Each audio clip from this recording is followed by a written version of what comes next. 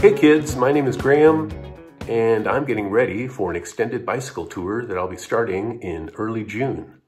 I'll be following Adventure Cycling Association's Sierra Cascades route, starting in northern Washington and finishing at points to be determined in either southern Oregon or northern California.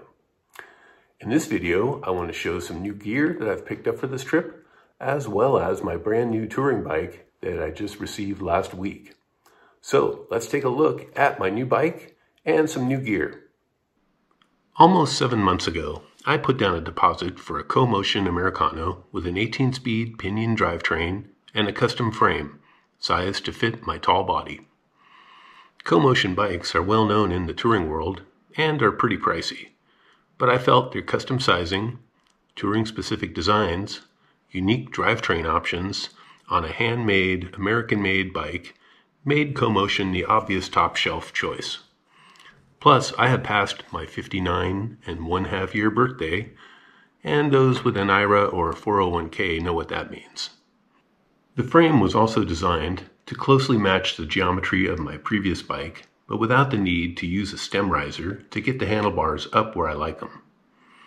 I worked with a local bike shop that is a Co-Motion dealer, where measurements of my current bike were taken, and their bike fitting guru checked my existing fit.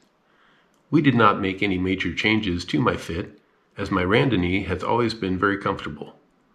My goal was to replicate that fit on a more modern bike with a stronger frame, disc brakes, and a dependable drivetrain. I also documented my physical dimensions per Co-Motion's design worksheet. Then all this data was sent to Co-Motion, and within a few days, Co-Motion sent me a CAD drawing of a proposed frame. After some review and Q&A, the design was agreed upon and put into their production queue. Then the wait began.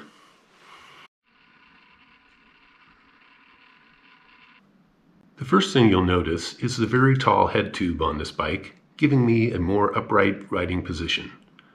This works well for me, but may not be everyone's cup of tea. The paint, a 2-color green fade, looks amazing and closely resembles a green Peugeot 10-speed I had as a teenager. It makes me feel happy just looking at it.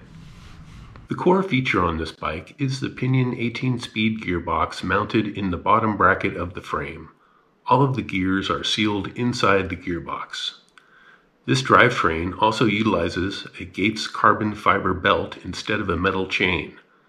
This makes for a low-maintenance drivetrain with no chain to clean and lube and no derailleur and associated cables to adjust.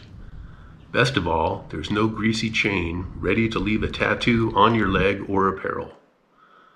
The pinion shifting is flawless, and I'm certain it will reduce maintenance and problematic shifting frustrations. The downside?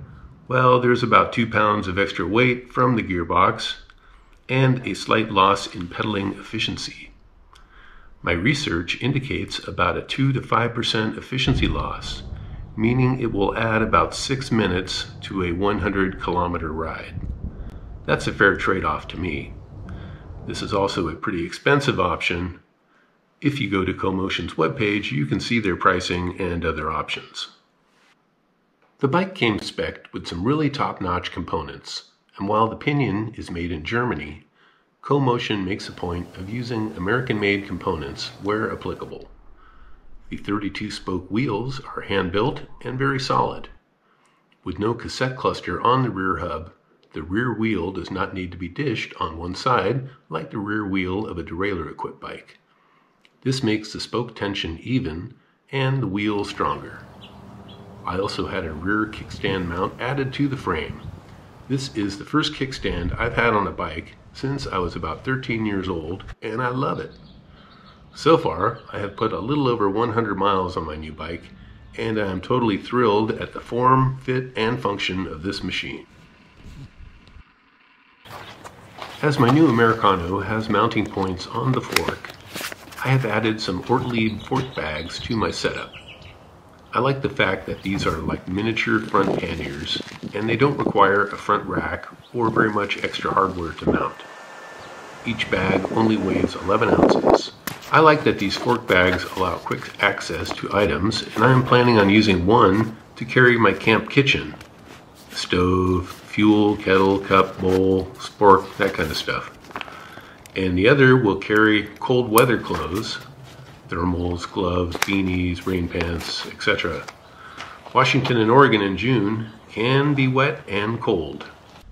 I'll be using my green Ortleib bike packer panniers that I've had for 4 years, and a new Ortleib handlebar bag I purchased at the end of last year. This summer's route will require carrying a few days of food at a time, so the extra capacity of this Ortleib setup will be welcome.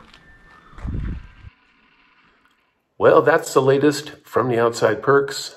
I hope you are planning to do something fun this summer as well. Please comment below what you think about my new bike and setup, and I'll be posting video of my Sierra Cascades, or rather my attempt at the Sierra Cascades route with my friend Billy. So please consider subscribing to my channel so you'll be notified when those videos come out. As always, thanks for watching.